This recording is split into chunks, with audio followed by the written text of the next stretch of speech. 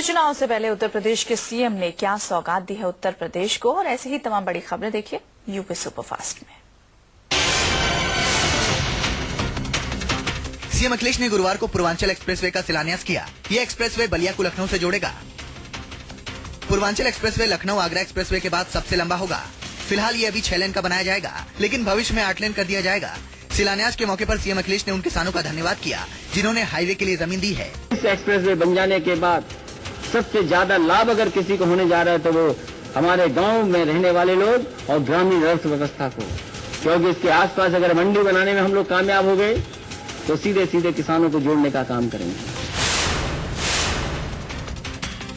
दोबारा सत्ता में वापसी करने के लिए सीएम अखिलेश ताबड़तोड़ दांव चल रहे हैं। इस बार उन्होंने यूपी की 17 ओबीसी जातियों को अनुसूचित जाति में शामिल करने वाले प्रस्ताव को मंजूरी दे दी। प्रदेश की जिन 17 जातियों को अनुसूचित जाति में शामिल करने का सरकार ने निर्णय लिया है, उनका प्रदेश में वोट प्रतिशत 17% है।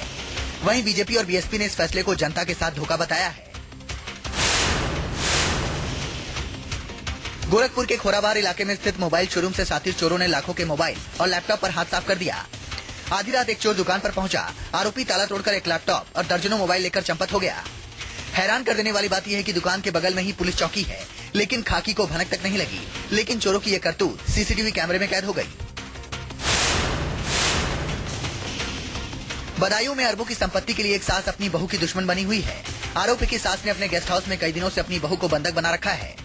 इतना ही नहीं, सास और सौतन महिला को आए दिन बुरी तरह से पीटती है। पीड़ित का आरोप है कि उसकी सास गुंडों की मदद से उसे कभी भी मरवा सकती है। सासू माँ कमला तिवारी मुझे कुछ भी नहीं देना चाह रही हैं। रोज आए दिन मेरे पे हमले करवा रही हैं, मेरे बेटे को मारने की धमकी दे रही हैं। मैं अपने कोल्ड स्टोरेज में रह रही हूँ तो यहाँ से भी मुझे निकालने की कोशिश कर रही हैं। मेरठ के देहली गेट इलाके में हैरान कर देने वाला मामला सामने आया है। यहाँ एक घर में पानी गर्म करने वाला गैस गीजर फट गया। धमाका इतना जोरदार था कि दीवारों में दरार पड़ गई। बाथरूम में रखा सारा सामान खाक हो गया। राहत की बात यह रही कि इस हादसे में किसी की जान नहीं गई, क्योंकि उस वक्त परिवार का कोई सदस्य बाथरूम में नहीं था। माना जा रहा है कि शॉर्ट सर्किट की वजह से यह हादसा हुआ है।